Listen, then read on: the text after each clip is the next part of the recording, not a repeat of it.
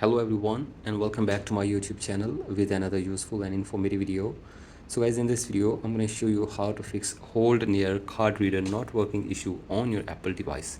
So guys, if the hold near card reader is not working on your Apple device, here I will show you how can you fix it. So guys, for that you have to simply watch this video till the end.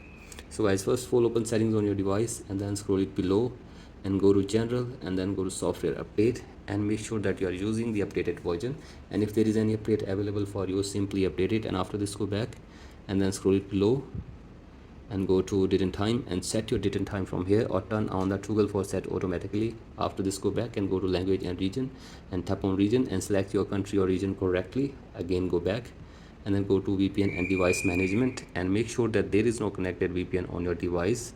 After this, go back and then go to transfer reset iPhone, tap on reset and reset network settings of your device for one time as well.